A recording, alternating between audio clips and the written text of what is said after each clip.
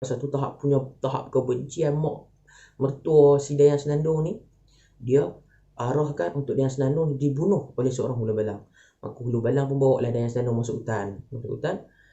Hulu balang ni kata kat Dayang Senandung, aku tak sanggup nak bunuh hang. Tak apalah, dia tak bunuh Dayang Senandung. Maka dia bawa balik bukti kepada mak mertua, maksud kata bonda kepada Raja Kamaruzzaman ni. Bawa balik darah monyet, nak kata bukti dia ni darah Dayang Senandung lah. Jadi punya sengsara Raja Dayang Senandung.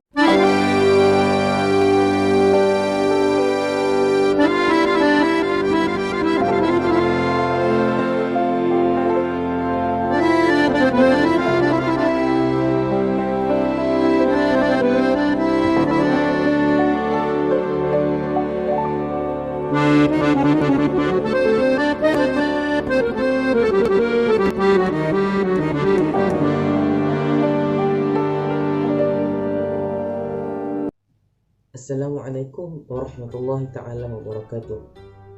Salam sejahtera dan salam satu Malaysia. Alhamdulillah, alhamdulillah. Jadi sudah sinonim dalam kalangan masyarakat kita, khususnya masyarakat Melayu, terdapat banyak hikayat-hikayat ataupun cerita-cerita yang menggambarkan keagungan, ketamadunan dan peradaban bangsa Melayu pada ketika dahulu.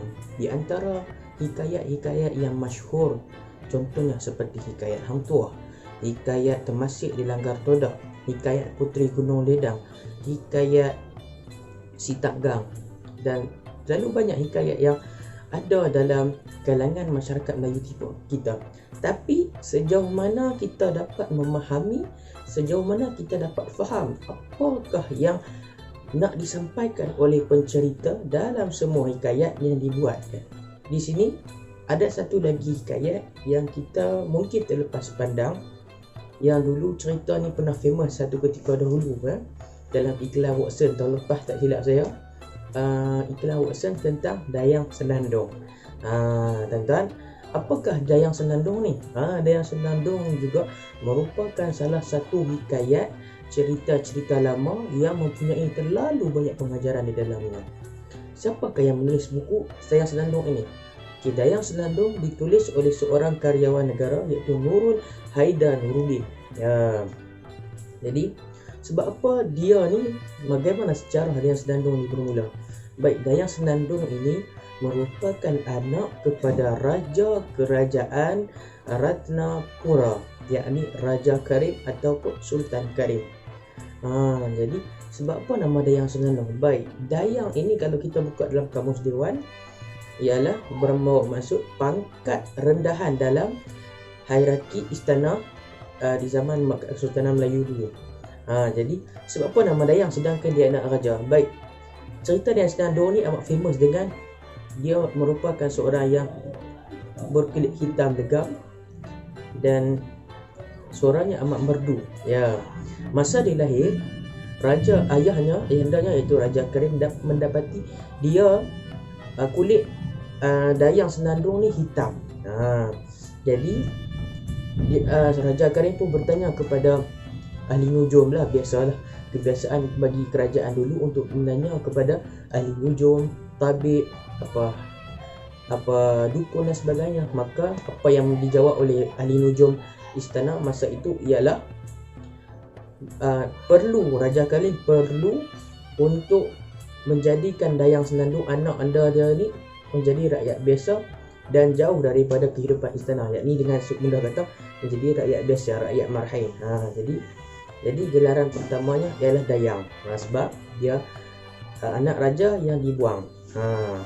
Jadi datang mana pula Senandung ni? Baik, Senandung ini adalah sinonim dengan nama tempat yang dibuang, iaitu di Pulau Senandung. Jadi itu sejarah awalnya. Yang kedua pula, kita telusuri sejarahnya. Bila dia dibuang di Pulau Senandung, dia telah dijaga oleh Tok Kadi ataupun Tok Imam bagi kawasan Pulau Senandung itu, yang masa itu di bawah naungan Negeri Cahaya Lila, yang pada masa itu diperintah oleh Raja Kamaruzzaman. Jadi masa Raja Kamaruzzaman ni, dia berpulang daripada luar negeri untuk pulang ke negeri Cahaya Nila ni, maka dia singgah sebentar untuk menambahkan bekalan di Pulau Senandung.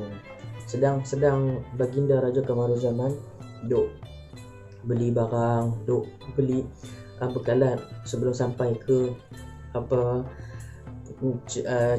negeri Cahaya Nila ni, dia terdengar suatu suara yang merdu, suara bacaan Quran ataupun suara ngaji. Suara ngaji lah.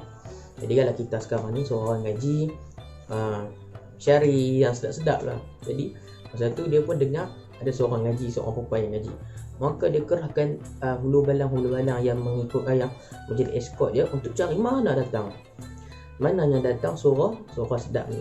Maka cari punya, lah jumpa kat mana? Jumpa kat rumah Tok Kadi ataupun Tuan Imam bagi Pulau Senandung. Maka tanpa berfikir panjang, dia kata kat Tok Kadi, lah ni kita buat cara senang, saya nak kahwin dengan dia. Saya nak kahwin dengan Dayang Senandung. Maka Tok Kadi pun terkejut lah. Macam mana? Tak apa. Jadi kahwin juga. Masa tu Raja Kamaruzaman tak tahu lagi yang Dayang Senandung ni hitam, sebab dia pakai, diorang dulu pakai kerobong, orang pakai tudung kan, tak nampak muka. Jadi kahwin, bila sampai atas kapal dijadikan cerita. Bila buka tudung, Raja Kamaruzaman terkejut. Sebab wajah Dayang Senandung hitam legam, bukan saja wajah dia, satu badan dia hitam.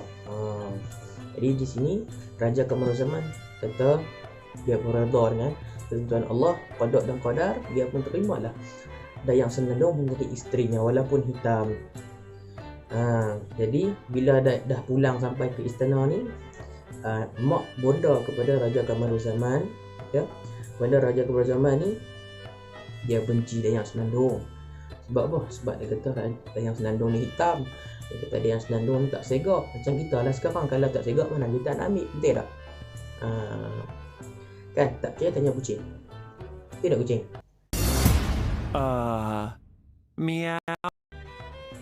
Jadi kat situ maka dia pun jadi lumrah lah, bila tak suka dengan soalan ni, mak mertua dia susah lah menyiksa, menghina Dayang Senandung dengan macam-macam hinaan, dengan macam-macam pekerjaan. Tapi waktu Raja Kamaruzaman merantau ke negeri-negeri lain untuk menguruskan hal ehwal negeri Cahaya Nila, sampai satu tahap kebencian mak mertua si Dayang Senandung ni, dia arahkan untuk Dayang Senandung dibunuh oleh seorang hulu balang.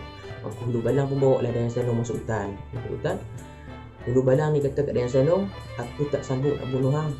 Tak apalah, dia tak bunuh Dayang Senandung. Maka dia bawa balik bukti kepada mak mertua, maksud kata bonda kepada Raja Kamaruzaman ni. Bawa balik darah monyet, nak kata bukti dia ni darah Dayang Senandung lah. Jadi punya sengsara Dayang Senandung duduk dalam hutan seorang diri dengan mengandung pula, Allah Rabbi. Jadi masa tu Dayang Senandung pun melahirkan seorang cahaya mata. Bila melahirkan cahaya mata, dengan izin Allah Subhanahu Wa Taala, rupa parasnya menjadi segak, kulit dia menjadi cerah kembali. Di atas sumpahan itu telah diangkat Allah Subhanahu Wa Taala. Jadi punya lama dalam hutan. Lepas tu jadi kebiasaan dia untuk mengaji, baca Quran dalam hutan kan. Dia tak meninggalkan amalan tersebut. Satu hari Raja Iskandar datang ke dalam hutan untuk menggambarah lah, diceritakan. Jadi duk menggambarah, dengar suara orang mengaji, dengar suara orang baca Quran dengan suara yang merdu. Maka Raja Iskandar pun tahulah cari siapa dia. Rupa-rupanya baru dia tahu tu Dayang Senandung, yakni isteri kepada abang dia, Raja Kamaruzaman. Raja Iskandar ni adik kepada Raja Kamaruzaman. Maka Dayang Senandung pun ceritalah kat Raja Iskandar apa jadi dekat dia, apa yang berlaku dekat dia. Lepas tu Raja Iskandar pun jadi marah, muka merah. Sebab apa? Mak dia sendiri yang zalim kepada kak ipar dia ni. Jadi Raja Iskandar pun dengan tentera yang hulu balang dia dah untuk pergi untuk melancarkan perang terhadap ibu mertua yakni mak dia sendiri. Jadi perang buat cetuskan perang. Jadi lalah mak ibu mertua dia Senandung, mak ibunda kepada Raja Iskandar pun mengaku bersalah dan dia bertaubat. Lepas itu apa yang Raja Iskandar buat? Raja Iskandar ajak Dayang Senandung Wahai Dayan Suseno, kita pergi selamatkan suami kamu Raja Kamaruzaman sebab telah ditawan dalam sesuatu peperangan dengan Raja Syamsir.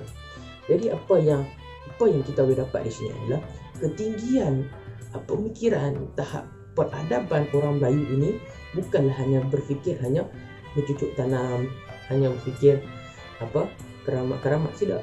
Tapi di sini mereka untuk nenek kita dulu membuat satu cerita untuk menyedarkan kita bahawa walaupun kulit gelap, antara nilai-nilai murni, banyak nilai murni yang ada dalam hikayat-hikayat lama. Contoh hikayat hantu, nilai murninya jangan bergaduh sesama saudara, apa lagi dan sebagainya, supaya kita sedar bahawa Melayu ini bukanlah bangsa yang malas, Melayu ini bukanlah bangsa yang mundur, tapi Melayu ini adalah bangsa yang kaya dengan sastra, kaya dengan bahasa, kaya dengan segala-galanya.